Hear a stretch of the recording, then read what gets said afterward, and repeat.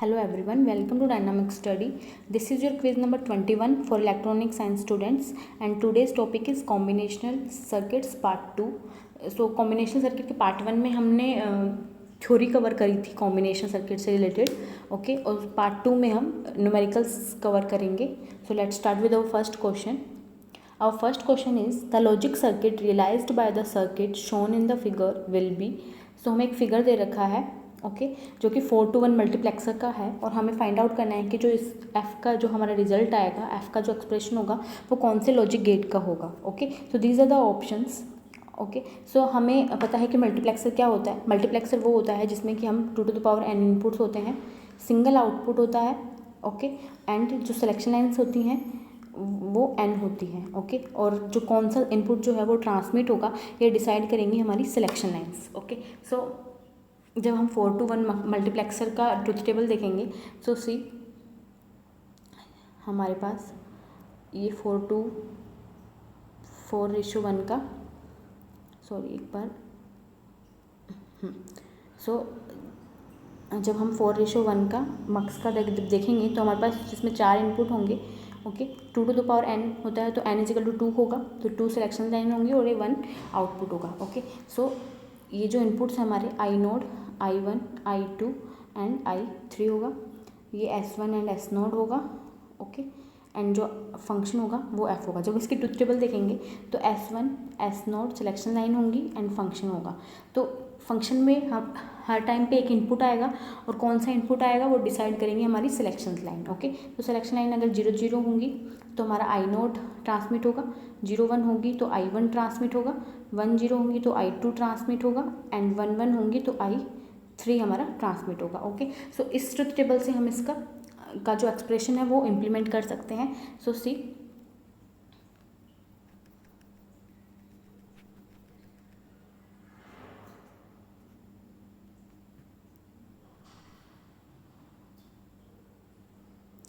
Okay so जब हम इसका एक्सप्रेशन फाइंड आउट करेंगे तो हमारा एक्सप्रेशन क्या आ जाएगा S1 bar S0 bar because 0 है and I0 okay plus this S1 bar S0 I1 S1 S0 bar I2 plus S1 S0 I3. okay so this is the expression for 4:1 multiplexer output.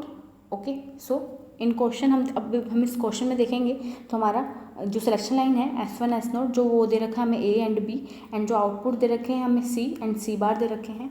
Okay so अब हम इसको solve करेंगे तो हमारा solve क्या होगा, ये किस तरह से सोल्व होगा. ये तो हमारा एक्सप्रेशन क्या था, A bar B bar C first होगा, again A bar B C होगा, I1C है हमारे पास. ओके फिर again A B bar C हो जाएगा and then A B bar हमारे पास I2 है C bar. Okay and fourth is A B C bar. Okay so अब हम इस टर्म में जो देखेंगे कॉमन आ रहा है हमारा A bar C. Okay A bar C common लेंगे तो हमारा बचेगा B बार प्लस B जिससे कि और ऑपरेशन के अकॉर्डिंग ये 1 हो जाएगा तो A bar plus C. Okay A bar C plus जब हम इस फॉर्म में देखेंगे तो A C बार हमारा जो होगा वो कॉमन आएगा. ओके एंड ब्रैकेट में बचेगा B बार प्लस B जो कि और ऑपरेशन के अकॉर्डिंग 1 हो जाएगा. सो हमारा रिजल्ट हो जाएगा वो A bar C plus A C बार और हमें पता है कि ये जो एक्सप्रेशन है वो एक्सोर गेट का होगा तो ये हो जाएगा A XOR C. Okay so हमारा आंसर हो जाएगा यहाँ पे A XOR C, that is option B is the right answer. Okay so this is the explanation of this question. So हमें पता है कि 4:1 मल्टीप्लेक्सर क्या होता है जिसमें कि इनपुट ट्रांसमिट होता है. तो एक इनपुट ट्रांसमिट होगा एट द टाइम और वो इनपुट कौन सा ट्रांसमिट होगा वो सिलेक्शन लाइन डिपेंड करेगा. Okay this is the expression of F जो मैंने अभी आपको बताया. Okay and this is the solution of this question. okay so next question is the half adder circuit in the given figure has inputs A is equal to 1, B is equal to 1. the logic level of P and Q outputs will be. सो हमें circuit में दे रखा है एक half adder circuit दे रखा है. सो हमें पता है कि हमें हाफ एडर जो सर्किट होता है वो एक एक्सोर गेट और एक और गेट से एक एंड गेट और एक एक्सोर गेट से बना होता है. ओके सो हमें इनपुट्स दे रखे हैं a is equal to 1 and b is equal to 1। Okay, जो p है यहाँ पे, जो एक्सोर गेट का जो आउटपुट होता है वो सम होता है। ओके, जो एंड गेट का आउटपुट होता है वो कैरी होता है। हमें पता है कि जो सम होगा वो हमारा क्या हो जाएगा, a XOR b। Okay, and जो कैरी होगा वो हो जाएगा हमारा ए बी। ओके, सो हमें हमारे इनपुट्स हमें पता है a and b is equal to 1। So XOR gate में क्या होता है, जब सेम इनपुट होता है तो हमारा आउटपुट जो 0 आ जाता है, तो हमारा p जो होता है वो 0 आ जाएगा। ओके, सो कैरी हमारे पास a b है तो हमारा q जो होगा वो 1 हो जाएगा। ओके, तो p is equal to 0 and q is equal to 1, that is option b जो होगा वो हमारा राइट आंसर हो जाएगा। Okay, so option b is the right answer. Okay, this is the explanation of this question. Okay, you can see it. Next question is the circuit shown in the given figure is, so हमें एक circuit दे रखा है। Okay, तो हमें बताना है कि circuit कौन से सर्किट को इम्प्लीमेंट कर रहा है। सो ऑप्शन ए है हमारे पास एन एडर सर्किट। सो एडर सर्किट में हमें बताया कि एक एक्सोर गेट और एक एंड गेट होता है, तो ये जो सर्किट है वो एडर सर्किट नहीं हो सकता है, तो एडर सर्किट जो होगा वो रॉन्ग हो जाएगा। ऑप्शन सी है हमारे पास सबट्रैक्टर सर्किट। तो हमें पता है कि सबट्रैक्टर में भी एक एंड और एक एक्सोर होता है, तो ऑप्शन सी जो है वो भी रॉन्ग हो जाएगा। सो ये जो डायग्राम है वो पैरिटी जनरेटर सर्किट का भी नहीं है, तो ये रॉन्ग हो जाएगा। एंड जो ऑप्शन बी है कंपैरेटर सर्किट, तो हमारा जो फिगर है, गिवन फिगर है, वो एक कंपैरेटर सर्किट है, तो हमारा राइट आंसर हो जाएगा यहाँ पे ऑप्शन बी। ओके, सो कंपैरेटर सर्किट क्या होता है, जो दो या दो से ज़्यादा बिट्स को कंपेयर करता है आपस में।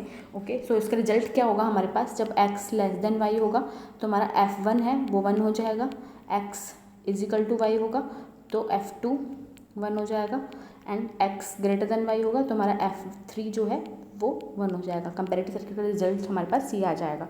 ओके, सो हमारा आंसर यहाँ पे क्या हो जाएगा, option B. Okay, so this is the explanation of this question. Next question is, which one of the following statement is correct about combinational circuit? Statement first is the output at any time depends only on the present combination of inputs. So हमें यहाँ पे combination circuit के बारे में कुछ statement दे रखी है और हमें बताना है कौन सी स्टेटमेंट है वो करेक्ट है। सो फर्स्ट स्टेटमेंट है, आउटपुट जो होता है हमारा कॉम्बिनेशनल सर्किट का वो सिर्फ और सिर्फ प्रेजेंट कॉम्बिनेशन ऑफ इनपुट्स पर डिपेंड करता है। या दिस इज़ ट्रू, मैंने आपको कल बताया था इसके बारे में। Okay, so this statement is true. Next statement is it does not employ storage element, या दिस इज ऑल्सो ट्रू। हमारे जो कॉम्बिनेशनल सर्किट्स होते हैं उसमें मेमोरी एलिमेंट नहीं होता है, तो उसमें कोई भी स्टोरेज एलिमेंट नहीं होगा। Okay, it performs on an operation that can be specified logically by a set of Boolean functions, या this is also true. So हमारे all statements are true, that is first second and third statement is true. So option B is the right answer, because हमारी all सभी statements है वो true हैं। Okay, so हमारा answer हो जाएगा option B. Next question is, what is the number of select lines required in a single input and output demultiplexer. Okay, so हमें question में पूछा क्या गया है कि जो हमारा डीमल्टीप्लेक्सर है जिसमें हमारे पास इनपुट सिंगल है और आउटपुट एन है, उसकी सिलेक्शन लाइन्स कितनी होंगी। ओके, सो हमें पता है कि डीमल्टीप्लेक्सर में क्या होता है कि 1 इनपुट होता है और एन जो होंगी वो आउटपुट होते हैं। ओके, तो हमने लेट किया कि हमारे पास सिलेक्शन लाइन जो है वो एम होती हैं। ओके, सो एन जो है वो सिलेक्शन लाइन्स है हमारी, और हमें पता है कि 2 टू द पावर एम जो होंगे वो इसमें आउटपुट होंगे। Okay, so 2 to the power M जो होगा वो हमारे एन आउटपुट के इक्वल है, गिवन है ये। ओके, सो अब हम जब इसको सोल्व करेंगे तो हम क्या करेंगे, बोथ साइड लॉग ले लेंगे। सी हमारे पास 2 to the power m is equal to n है, बिकॉज हमारे पास ये आउटपुट है एंड ये आउटपुट हमें गिवन है। ओके, सो जब हम दोनों साइड लॉग लेंगे तो log 2 to the power m is equal to log n। Okay, so जब हम यहाँ से m log 2, हमारे पास बेस इसका 2 है। ओके, सो log 2n। ओके, log 2 की वैल्यू जो होगी, बेस 2 जो है इसकी वैल्यू 1 हो जाएगी, तो हमारे पास m जो होगा, सिलेक्शन लाइन जो होंगी वो log बेस 2 n के इक्वल हो जाएगी। सो हमारा आंसर सी जो होगा वो राइट आंसर हो जाएगा यहाँ पे। Okay, so answer C is the right answer. Okay, so next question is, consider the following statements. A 4:16 decoder can be constructed with enable input by First statement is using 2:4 decoders, each with an enable input only.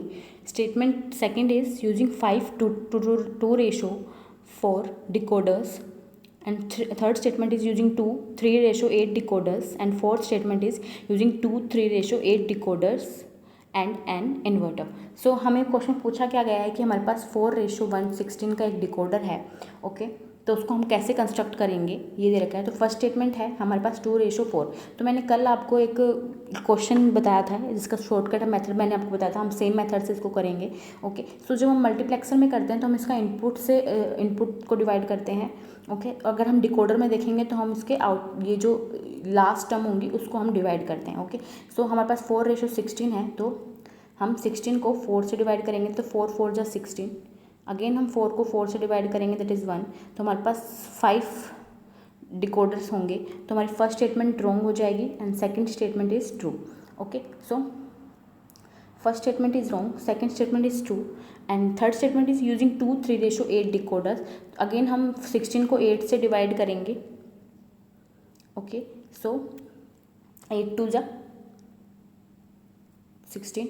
अगर हम 2 divide by 8 करेंगे तो हमारे पास ये 1/4 आएगा, तो 1 नहीं आएगा ये. ओके सो हमारी थर्ड स्टेटमेंट रॉन्ग हो जाएगी और इससे हमें पता लग रहा है कि इसमें 3:8 डिकोडर्स हमें चाहिए होंगे और कुछ हमें इन्वर्टर्स चाहिए होंगे. तो हमारा फोर्थ स्टेटमेंट इज़ ट्रू, हमें कुछ 3:8 डिकोडर्स चाहिए होंगे और एक इन्वर्टर हमें चाहिए होगा इसके लिए. ओके सो हमारा second statement and fourth statement is true, that is option B हमारा सही आंसर हो जाएगा. Okay so next question is what is the output F function of x and y of the multiplexer resulting from the input logical values. सो हमें एक यहाँ पे मक्स दे रखा है तो इस सर्किट से हमें पता लग रहा है ये जो मल्टीप्लेक्सर हमें गिवन है वो 4:1 रेशो 1 है. ओके हमें यहाँ पे फंक्शन की वैल्यू निकालनी है. तो हमें यहाँ पे इसका जो फंक्शन है उसका एक्सप्रेशन हमें पता है.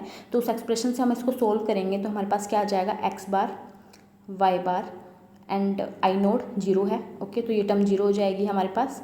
ओके प्लस x बार y हमारे पास I1 1 है तो ये 1 हो जाएगा प्लस